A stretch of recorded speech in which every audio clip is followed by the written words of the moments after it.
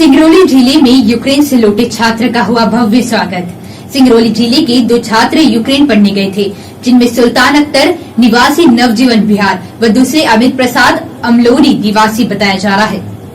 सुल्तान अख्तर आज सिंगरौली पहुंच गया है। दूसरा छात्र जो अमरोली निवासी अमित बताया जा रहा है, वह भी 1-2 दिन में सिंगरौली पहुंच जाएगा।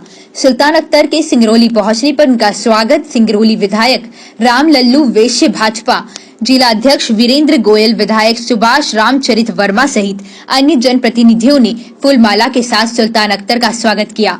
सुल्तान अख्तर ने बताया कि किस तरह हम लोग यूक्रेन से कुछ दूर पैदल चलकर, साथ ही भारत सरकार द्वारा किए गए सहयोग से दिल्ली पहुंचे। उसके बाद बनारस होकर सिंगरौली पहुंचे। उन्होंने पूरी अपनी आप बीती बताई। अपने परिवार के बीच पहुंचकर सुल्तान अख्तर ने खुशी जताई। साथ ही सुल्तान अख्तर के परिवार जन सभी सुल्तान अख्तर के सिंगरौली पहुंचने पर काफी खुश हुए। उन्होंने भी भारत सरकार व प्रधानमंत्री नरेंद्र मोदी का शुक्रिया अदा किया। मैं इंडिया 2 को आया कल मेरी फ़्लाइट थी मॉर्निंग में बुडापेस्ट से, और दिल्ली में मैं शाम में 6 बजे आया। 12 घंटे की फ़्लाइट थी, और जिसका हॉल्ट एक जॉर्जिया में था फॉर फ्यूलिंग के लिए।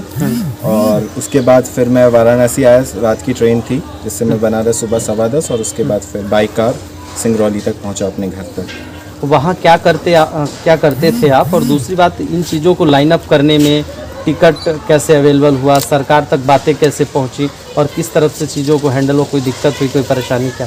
जी, वहाँ पे मैं फोर्थ ईयर में हूँ, मेडिकल का स्टूडेंट हूँ, MBBS का, मिनिस्टर नेशनल मेडिकल यूनिवर्सिटी में, और मेरा 4th कोर्स चल रहा है अभी। और वहाँ पे जब वॉर शुरू हुआ उस दिन एम्बेसी की तरफ से एडवाइजरी आई थी कि मतलब अब सबको वैकेट करना है, तो एवरीवन बी प्रिपेयर्ड, सबको तैयार है, और उसके बाद आपको मतलब किसी भी टाइम एम्बेसी बस प्रोवाइड करेगी और आपको जाना पड़ेगा। तो हमारा बस प्रोवाइड हुआ कुछ दिन बाद, जब सब कुछ थोड़ा नॉर्मलाइज हुआ, और उसके बाद हमारे बस से हमें बॉर्डर तक छोड़ा गया। अलग अलग बॉर्डर्स हैं जहाँ बच्चे जा रहे हैं। मैं हंगरी बॉर्डर से आया, लोनिया हंगरी बॉर्डर, और वहाँ से उसके बाद हंगरी में जो हमारा दूतावास है, जो एम्बेसी है हंगरी में इंडिया का, उन्होंने अपना कैंप किया हुआ था। उन्होंने बस से हमें बुडापेस्ट तक लाए, और बुडापेस्ट में हमें स्टे कराया होटल में। वहाँ फूडिंग, लॉजिंग सब कुछ एम्बेसी देख रही थी, गवर्नमेंट देख रही थी।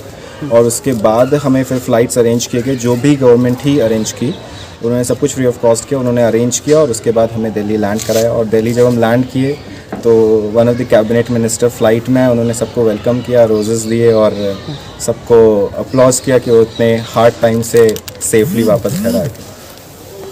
ये भी सरकार की तरफ से एडवाइजरी जो जारी की गई थी कि जो जहाँ है वहाँ से गाड़ी नहीं मिल रही तो पैदल चल दें। तो कितने बच्चे ऐसे होंगे जो वहाँ फंसे हैं और अभी भी परेशानी में होंगे, और उनको क्या, क्योंकि चूँकि बॉर्डर बड़ा दूर है 600-700 किलोमीटर, तो ऐसी स्थिति में क्या कर रहे होंगे? जी, एक्चुअली कई सिटीज़ है जहाँ ज़्यादा प्रॉब्लम है, जैसे खीव हो गया, खारकीव, सूमी, और सबसे ज़्यादा इंडियन स्टूडेंट खारकीव में ही हैं, खारकीव और कीव। तो वहाँ पे सबसे ज़्यादा प्रॉब्लम है इस वक्त बॉम्बिंग और शेलिंग की। वहाँ पे कोई बसेस भी अवेल नहीं कर पा रहे, ना एम्बेसी कर पा रही, ना खुद यूक्रेनियन गवर्नमेंट इस वक्त वहाँ काम कर पा रही है। तो इस वजह से उन बच्चों के लिए प्रॉब्लम हो रही है, और उन्हीं में से एक बच्चा की डेथ भी हो गई थी खारकीव में, जो कि साउथ का था।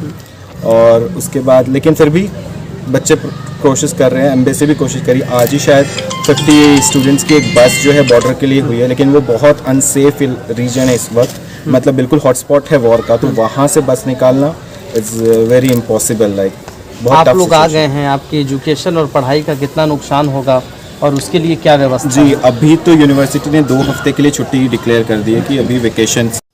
यूक्रेन में MBBS की पढ़ाई कर रहे छात्र अख्तर जी कल सिंगरौली आगमन हुआ, और उस दरमियान हम लोगों ने स्वागत किया, और इस बात का भी कि उन्होंने 4 साल से पढ़ाई कर रहे थे, और जब यूक्रेन और रूस की लड़ाई युद्ध छिड़ जाने के कारण भारत से लौटने के लिए हमारे यशस्वी प्रधानमंत्री ने सभी की व्यवस्थाएं की, और उसी तारतम्य में उन्होंने वहां से इंडिया गेट पर आए। इंडिया गेट से हमारे स्वागत करने वाले केंद्रीय मंत्री ज्योतिरादित्य सिंधिया और भी 4 मंत्रियों को लगाया गया था। उनका ये कहना था कि हम लोगों को बहुत अच्छे से प्रधानमंत्री जी के आशीर्वाद से घर तक आने की, हम लोगों के पास पैसा नहीं था तो सब व्यवस्था किए, वो प्लेन से ले आए वहाँ के बाद इधर से सभी की व्यवस्था करके घर तक यहाँ तक आने तक की व्यवस्था। भैया जी सिंगरौली जिले से अभी कितने छात्र हैं जो यूक्रेन सिंगरौली में? जिले से यूक्रेन में हमें लगता है कि 2 लड़के की जानकारी प्राप्त हुई है। एक तो कल आ गए हैं, एक आज आने वाले। और जो कुल संख्या मध्य प्रदेश की कह लीजिए, उसके बाद भी धीरे धीरे करके हमको लगता है कि 1-2 दिन के अंदर सभी बच्चे अपने घरों पहुंच जाएंगे। मेरा बच्चा बहुत फंस गया था, हम लोग बहुत परेशान थे, हम लोग को घबराहट हो रही थी, परेशानी बहुत ज़्यादा थी। बच्चा आ गया हमारा सुरक्षित, हमको बहुत खुशी की बात है। और भारत सरकार को क्या बोलना चाहती हैं? बहुत बहुत धन्यवाद।